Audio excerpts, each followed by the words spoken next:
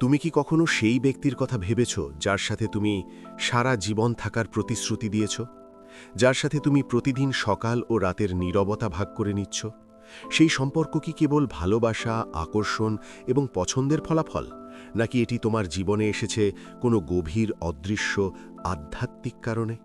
যদি বিয়ে কেবল পছন্দের বিষয় হতো, তাহলে প্রতিটি সম্পর্কই অনায়াসে হতো, প্রতিটি মিলন মধুর হতো এবং প্রতিটি ঘর ভালোবাসায় ভরা হতো। কিন্তু সত্যটা ভিন্ন। বেশিরভাগ মানুষ তাদের বিবাহিত জীবনে ভালোবাসার চেয়ে বেশি বিভ্রান্তি, দ্বন্দ্ব, অসম্পূর্ণতা এবং অভ্যন্তরীণ যন্ত্রণা অনুভব করে। কখনো কখনো মনে হয় আমরা একসাথে আছি কিন্তু সংযুক্ত নই। আমরা একই বাড়িতে থাকি কিন্তু একে অপরের কাছে পৌঁছতে পারি না। মনের এক নির্জন কোণ তৈরি হয়, যেখান থেকে বারবার একটি প্রশ্ন ওঠে: আমি কেন এই ব্যক্তিকে বেছে নিলাম? এই প্রশ্নটি কেবল মনের প্রশ্ন নয়, এটি আত্মার প্রশ্ন। কারণ আত্মা জানে যে কোনো সম্পর্ক এভাবেই তৈরি হয় না, এবং পরমহংস যোগানন্দের মতো আলোকিত আত্মারা এটি ব্যাখ্যা করেছেন। বিবাহ আত্মার মিলন নয়, বরং কর্মের। তুমি যার সাথে বিবাহ বন্ধনে আবদ্ধ হও, সে কেবল তোমার জীবনসঙ্গী নয়, এটা সেই আত্মা যার সাথে তোমার একটি অসমাপ্ত বিবরণ, একটি অসমাপ্ত পাঠ অথবা একটি পুরনো আবেগগত ঋণ রয়েছে।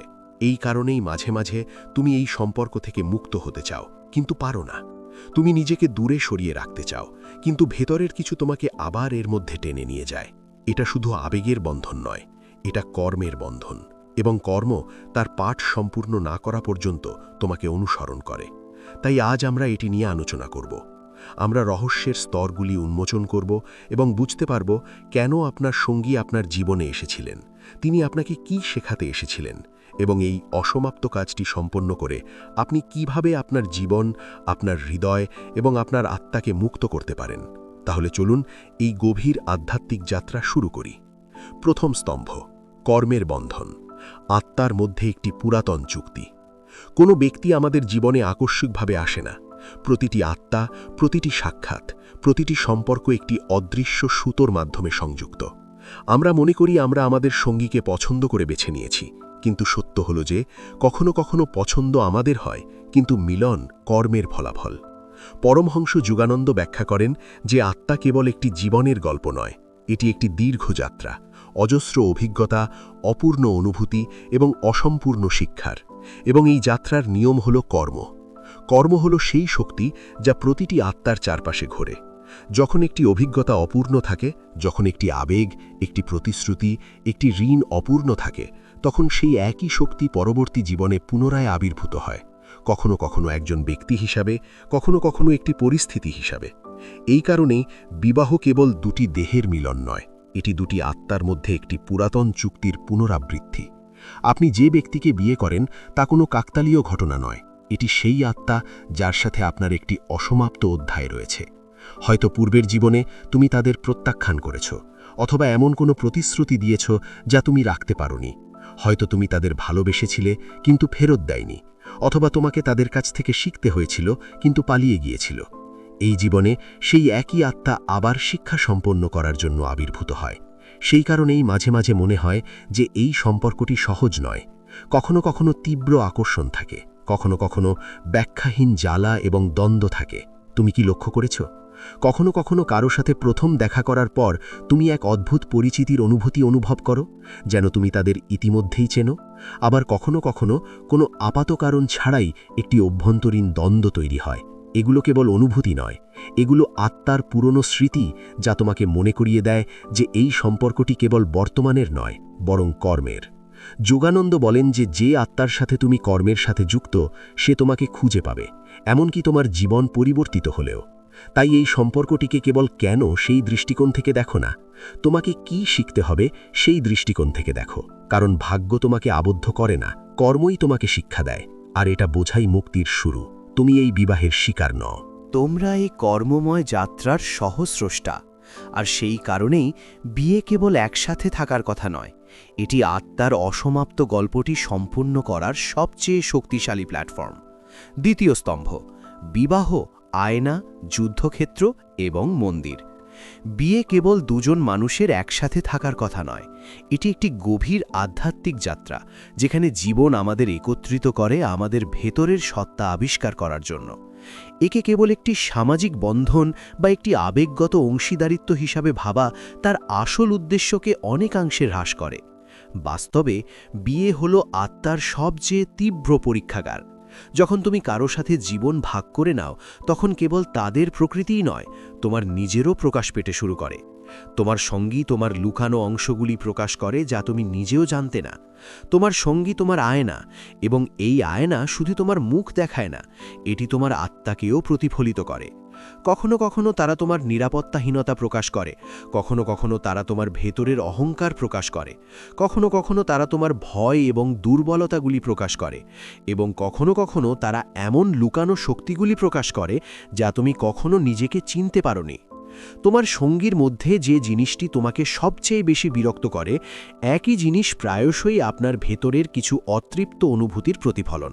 সে আপনাকে কষ্ট দিচ্ছে না, সে কেবল আপনার ভেতরে যা ছিল তা দেখাচ্ছে। যদি আপনি মনে করেন যে আপনার সঙ্গী আপনাকে মূল্য দেয় না, তাহলে সম্ভবত আপনি গভীরভাবে নিজেকে মূল্য দিতে ভুলে গেছেন। যদি আপনি মনে করেন যে তারা আপনাকে নিয়ন্ত্রণ করছে, তাহলে সম্ভবত আপনি ভেতর থেকে স্বাধীন হতে শিখছেন। এটিই বিবাহের গভীরতা। এটি আমাদের নিজেদের সাথে সংযোগ স্থাপনের একটি মাধ্যম হয়ে ওঠে, অন্যদের সাথে নয়। কিন্তু এই প্রক্রিয়াটি সহজ নয়। এই কারণেই বিবাহ একটি যুদ্ধক্ষেত্র। এটি এমন একটি জায়গা যেখানে দুটি অহংকার সংঘর্ষে লিপ্ত হয়। প্রতিটি যুক্তি কেবল শব্দ নয়, বরং পুরানো সংস্কার এবং কর্মের শক্তিকে প্রজ্বলিত করে। যখন আপনার সঙ্গী কিছু বলে এবং আপনি ভেতর থেকে প্রতিক্রিয়া জানান, তখন এটি কেবল বর্তমানের দ্বন্দ্ব নয়, এটি আপনার ভেতরে সঞ্চিত অসংখ্য অতৃপ্ত অভিজ্ঞতার বিস্ফোরণ। এটি ব্যথা দেয়, বরং এটি শুদ্ধও করে। ঠিক যেমন আগুনে পোড়ানোর মাধ্যমে সোনা পরিশোধিত হয়, তেমনি বিবাহের সংগ্রাম দ্বারা আত্মাও শান্ত হয়। কিন্তু বিবাহ কেবল সংগ্রামের স্থান নয়, এটিও একটি মন্দির। যখন আপনি আপনার ভেতরের অনুভূতিগুলিকে চিনতে পারেন, যখন আপনি প্রতিক্রিয়ার চেয়ে বোঝাপড়াকে বেছে নেন, যখন আপনি জয়ের পরিবর্তে সম্পর্ক বাঁচানোর সিদ্ধান্ত নেন, তখন বিবাহ একটি মন্দিরে পরিণত হয়।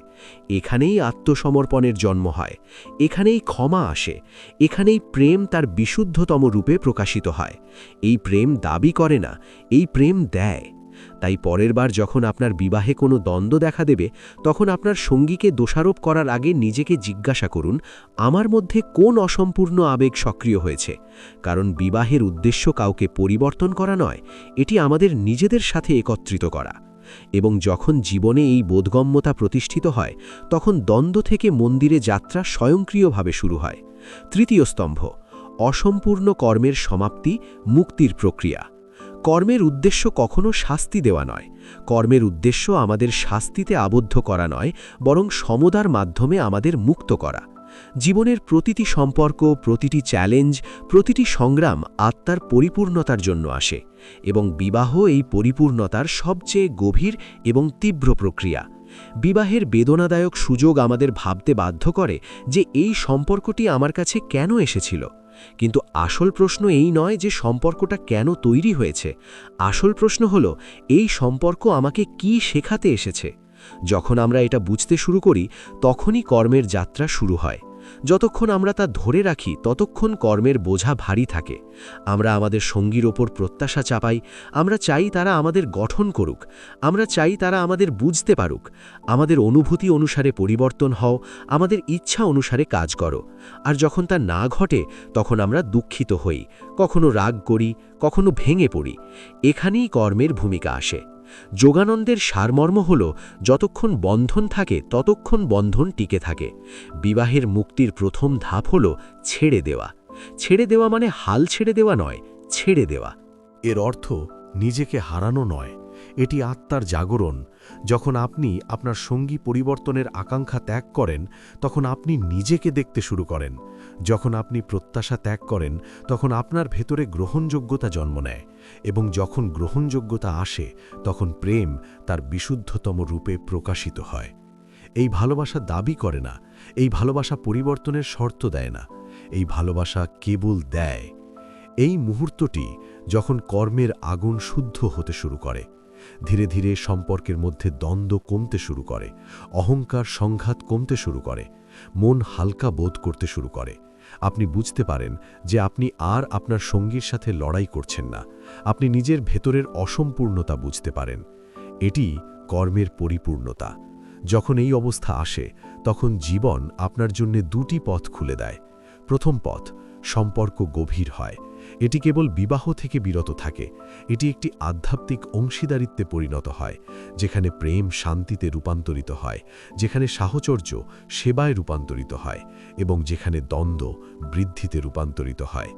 দ্বিতীয় পথ, কর্ম সম্পূর্ণ হওয়ার পরে সম্পর্কটি শেষ হতে পারে, কিন্তু এই সমাপ্তি ভাঙনের দিকে পরিচালিত করে না। এটাই শেষ নয়, এটা একটা সমাপ্তি।